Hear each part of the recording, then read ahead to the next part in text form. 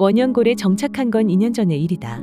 이전에는 도시 생활을 했었지만 회피하듯 이곳으로 이사온 뒤 오히려 마음의 안정을 얻을 수 있었다. 나보다 뒤늦게 원형골로 귀농해온 남자, 본명은 밝히기 어려우니 A라 지칭할 남자는 내가 원형골에서 산지 딱 1년 반 되던 시점에 이곳으로 이사를 왔다. 615번지가 혹시 어딘지 아세요? 오다가 어디 도랑에라도 빠진 건지 파란 트럭의 옆면이 온통 진흙 투성이었다. 아마 이삿짐으로 추정되는 얼기설기 묶인 짐들이 단출한 살림을 알게 했다. 따라오세요. 예? 남자는 당황하면서도 허이허이 걸어가는 내 뒤를 느림보 거북이 마냥 트럭으로 쫓아왔다. 적어도 20걸음 정도 걸은 뒤에 트럭으로 운행하면 1초면 코 닿을 거리에서 나는 발걸음을 멈췄다. 여기네요. 민망한지 남자는 말을 더듬었다. 어휴, 가깝네요. 원형골이 익숙치 않으면 충분히 모를 수 있을 만한 주소였다. 하지만 면식도 없는 남자와 길게 말을 섞을 생각은 없었기에 그럼 이만하고 옆에 614번지로 들어갔다.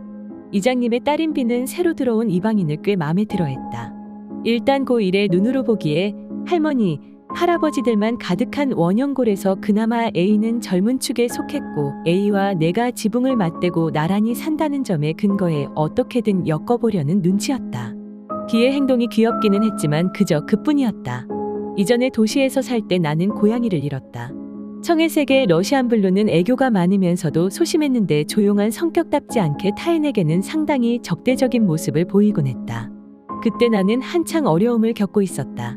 집에 음담패설이 적힌 편지가 도착한 것을 기점으로 사진, 내 목소리가 녹음된 파일, 난자된 속옷 같은 게 비정기적으로 집 앞에 배달됐다.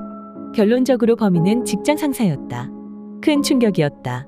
회사에서 상사는 내게 다정했고 업무적인 용무 이외에 선은 결코 넘지 않았다. 그런 사람이 뒤에서는 흉흉한 일을 꾸미고 있었다니. 직장 상사는 우리 집 안에 침입했다 덜미가 잡혀 체포되었다. 고양이 보리가 침입자를 보고 경계에서 울어댔고 그 소리에 내가 잠에서 깼다. 고함과 비명소리에 옆집 남자가 경찰에 신고했다. 나는 그 과정에 보리를 잃었다. 사람들을 믿을 수가 없었고 내 또래의 남자를 볼라치면 등에서 식은땀부터 났다. 결국에 나는 원형골로 쫓기듯 이사왔다.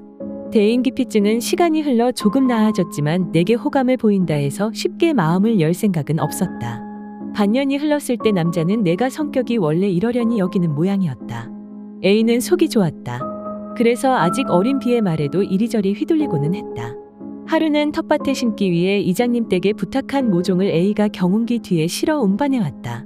B는 한바구음을 짓고 있었고 어쨌든 나를 위해 수고를 해준 사람을 모르는 척 외면하기도 어려웠다. 식사라도 하고 가세요. 쭈뼛대며 A는 우리 집 안으로 들어섰다. B는 분위기를 환기하려는 듯 끊임없이 조잘거렸고 말은 안 했지만 오랜만에 여럿이 하는 식사가 나쁘지는 않았다. 점심을 먹은 A는 나중에 파종도 도와주겠다 제안을 했다. 정중히 거절하자 공연히 옆에 있던 B가 찡찡거렸다. 하도 투덜거려서 그럼 내가 도와라 얘기했더니 A와 B가 동시에 나섰다. 결국에는 내 의사와 상관없이 둘 다 일하기로 결정되었다. 파종은 확실히 거드는 손이 있으니 순조롭게 진행되었다. 이르게 일을 마치고 A와 B는 한참을 우리 집에서 노닥거리다 갔다. 옅은 일은 일이라고 몸이 상당히 고되었다. 거실에서 TV를 보다 깜빡 잠이 들었다. 울음소리였다. 고양이 우는 소리. 정신이 몽롱한 상태에서 귀가 그 소리를 쫓았다. 날카롭게 경계하는 기색이었다. 끊임없이 이어지던 그 울음은 멀리서 들려오는 슬리퍼 끄는 소리에 뚝하고 끊겼다. A는 동네 마실을 돌 때면 항상 슬리퍼를 잘 신고 다녔다. 고양이는 어디에서 나타났을까? 옛날 우리 집 현관 앞을 맴돌던 보리를 생각하며 스르륵 잠이 들었다. A는 그 뒤로 내가 상당히 가깝게 느껴지는 모양이었다. 길을 가다 마주치면 반갑게 인사하고 별것도 아닌 용무로 종종 우리 집을 찾아들었다. 그날은 아침부터 그다지 기분이 좋지 않았다. 산자락을 타고 물 한 개가 자욱하게 끼어 있었고 B는 계속해서 바닥을 적셨다. A는 점심 나절에 김치전을 들고 우리 집을 방문했다. A는 내가 집 안으로 초대해주기를 바라는 기색이었다. 하지만 곤란했다. 마을이라 해도 가구 수는 30이 넘지 않았고 서로의 속사정은 훤히 꿰고 있었다.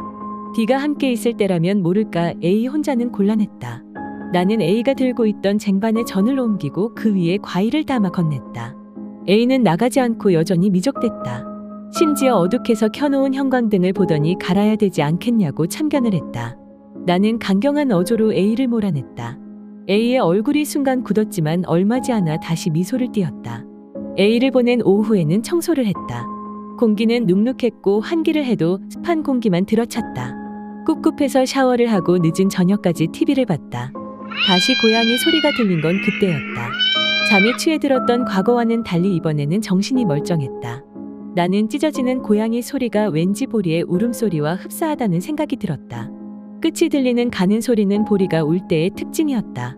조금 고민하다 신발을 신었다. 정말 보리일 리야 없겠지만 비를 맞고 있는 불쌍한 고양이를 좀 돌봐줘도 상관없겠단 생각이 들었다. 여전히 비는 붓을 대고 있었고 다리에 휘감기는 치맛자락을 손으로 말아 매듭을 맸다. 작게 울리는 고양이 소리는 유달리 매섭고 앙칼진 구석이 있었다. 철퍽이는 소리를 내며 몇 발자국 걷기도 전에 갑작스레 고양이 소리가 뚝 하고 끊겼다. 나는 주위를 돌아봤다. 담 너머로 이쪽을 응시하고 있는 A와 시선이 마주쳤다. 악소리를 내며 주저앉았다. 12시를 훌쩍 넘긴 시각이었다. A는 미안해했다. 무슨 소리가 들려서 나와본 길이라고 했다. 넘어지면서 종아리며 허벅지가 하얗게 드러났기 때문에 담을 돌아 이쪽으로 다가오려는 A를 손으로 제지했다. A의 시선이 힐끔 이쪽을 바라보는 게 느껴졌다. 대충 몸을 추스리고는 다시 집 안으로 향했다. A는 걸어가는 내 등 뒤에 대고 걱정이 된다 말했다. 마음은 고마웠지만 A가 아니라면 애초에 넘어질 일도 없었다. 그쯤 되자 괜시리 애먼 생각이 들었다. 실제로 그렇지 않겠지만 보리가 어떤 경고를 주고 있는 게 아닌가 하는. B에게는 공연히 A와 오해 살 만한 일은 만들지 말라고 당부했다.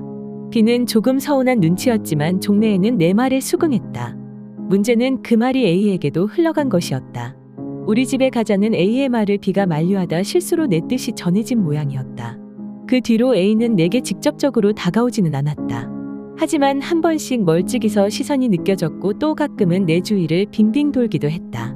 고양이 소리는 밤이 되면 가끔 울려 퍼졌다. 나는 이게 보리의 소리일 거라고 단정지었다. 독특한 울음소리가 유사하기도 하고 또 그냥 기분이 그랬다. 마당에 나와 비질을 하고 있으려니 A가 분주하게 움직이는 것이 보였다. 장에 가거나 약속이 있는 모양이었다. 여전히 낡은 트럭을 점검하던 A는 마당에 나와 있는 나를 보더니 말을 걸 듯 머뭇거리다 꾸벅 고개만 숙였다. A의 트럭은 곧 시야에서 멀어졌다. 괜한 사람을 불편하게 만든 건 아닌가 싶어 미약한 죄책감이 들었다. 저녁을 먹은 후에 냉장고에 넣어뒀던 캔맥주를 꺼내 마셨다. 홀짝홀짝 들이키다 보니 캔은 어느새 바닥을 보이고 있었다. 쓰레기를 버리려고 자리에서 일어섰을 때 얘의 익숙한 울음소리가 울려 퍼졌다. 그간은 늦은 시각인데다 A가 신경 쓰여 나가지 않았지만 오늘은 고양이를 봐야겠다는 생각이 들었다. 신경질적이고 불안정한 울음소리는 날카로우면서도 동시에 애처롭게 느껴졌다. 대문을 열자 울음소리는 좀 더 커졌다. 소리가 들리는 방향으로 걸음을 옮겼다. 담벼락을 돌아 대숲과 맞닿은 귀퉁이에서 미묘한 기척이 느껴졌다. 고양이 눈. 희미한 불빛이 어둠 속에서 반짝이고 있었다. 홀린 듯 그쪽으로 다가서자 연두빛 불빛이 연속적으로 전멸하는 게 눈에 띄었다. 아주 가까이 다가가서야 나는 그 불빛이 사람의 허리께에서 반짝이고 있다는 것을 깨달았다. 처음에는 누군가가 고양이의 목덜미를 쥐고 있는 것이라 생각했다. 에이, 아니면 누구. 반사적으로 한 걸음 물러서자 이번엔 상대 쪽에서 가까이 다가왔다. 어둠이 걷혔다. 울음소리는 계속되고 있었다. 심장이 철렁하고 떨어졌다. 이제는 볼 일이 없을 거라 생각했던 이전의 직장 상사였다. 퀭하게 메마른 흉한 얼굴을 꼼짝도 못하고 바라보다 반사적으로 그의 손을 응시했다. 카세트 녹음기가 초록빛을 뿌리며 돌아가고 있었다. 그제야 나는 꾸준히 들리던 고양이 소리가 왜 앙칼지고 소름 끼쳤는지 깨닫게 되었다.